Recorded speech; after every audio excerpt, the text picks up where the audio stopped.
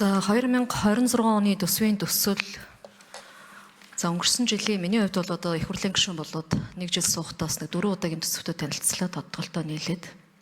Энэ орж ирж ирсэн төслүүдээс бас макро эдийн засгийн бодлогын хувьд төсвийн доктортой байдлын зөвлөлийн дүгнэлт мөн одоо энэ төсвийн тусгай шаардлагуудыг хангах чиглэлд илүү ахиц гарсан төсөв болжээ. Гэхдээ бидэнд энэ дотор ярих асуудал олон байна. Өнөө маргаашаа аргацаасан байдлаар орлогоо зөвхөн зэс нүүрснээсээ төлөвлөөд зардлаа яг энэ бүтцээр аваад явах юм бол бурхан ивэж дотоодын нийт бүтээгдэхүүн өсөх болтугай гэж залбираа суухаас өөр арга хэмжээ авах боломжгүй болж эхэллээ. Тийм учраас төсвийн эрс шинжилгээ хийх зайлшгүй шаардлага байна. Төсвийн тухай хууль, төсвийн доктортой байдлын тухай хууль, төсвийн бодлогоо бид өөрчлөх ёстой. Ялангуяа урсгал зардлын ангиллыг дотор нь задлж авч үзэж өөрчлөлт хийх, төсвийн орлогын их үүсвэрийг татврын бус орлогоо нэмэх зэрэг энэ асуудлууд дээр бодлогын өөрчлөлтийг хийгээч гэж сангийн сайдаас хүсэх байна. 1. Хоёрдугаарт асуултанд хариулахад түрүүн навигацийн орлогыг сангийн сайд баталтгүй хэн хариулж вэ? Санжид орж дарга 2024 оны Иргэний нисхийн ерөнхий газрын санхүүгийн нэгтгэсэн тайланд хийсэн аудитын дүгнэлт.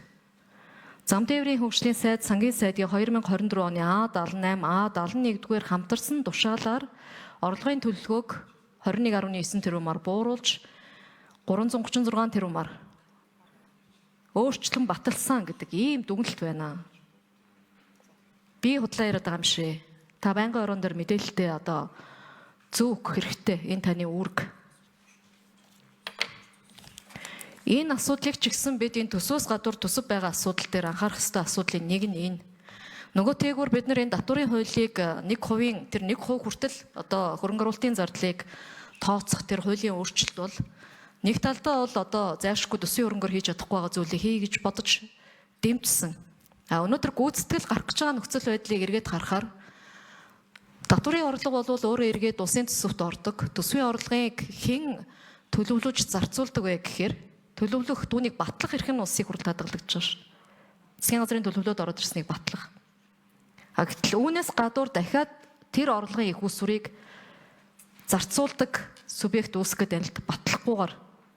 Тэгэхээр энэ асуудлаа нэгтгэж сангийн яамны хувьд бодлогын хувьд журамлаач. Ялангуяа төрийн өмчт компаниудын энэ татврын 1% асуудлыг. Буцаах тухай асуудлыг зарим гишүүд хөндөж явах шиг байна. Төсвийн төслийг. Тэгэхээр яг өнөөдөр энэ бодлогын хувьд, хууль эрхцэн хувьд өөрчлөлтийг хийж чадахгүйгээр буцаалаа гэд энэ сайжрах зүйл байхгүй.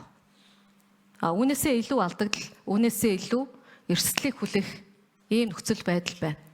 Тийм учраас төсвийн бодлогыг тогтвортойгоор эдийн засагт хямрал багтаагаар, ард түмний амьдралд хямрал багтаагаар өөрчлөх, боловсронгуй болгох энэ хөтөлбөр, энэ арга хэмжээгээ цогцоор нь авч хэрэгжүүлэх нь сангийн яамны бас хийх гол ажил болоод байна шүү. Энэ бол эдийн засгийн хөгжлийн яам, ганц сангийн яам гэлтгүй засгийн газрын түвшинд анхаарах асуудал болоод байна шүү гэдгийг бас хэлхийг хүсэж байна.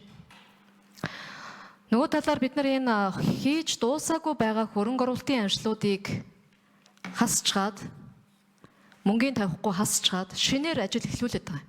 Шинэ эхэлж байгаа ажил нь дахиад 3-4 жил төсвийг хуваацсан. Гэтэл хүссэн усаагүй 2 жил болоод дахиад магадлал хийх болно. Төр өөрөө төсвийн бодлогоороо энэ магадлалыг дэмжиж байгаамаа. Энийгээ болооч гэдгийг хэлмээр. За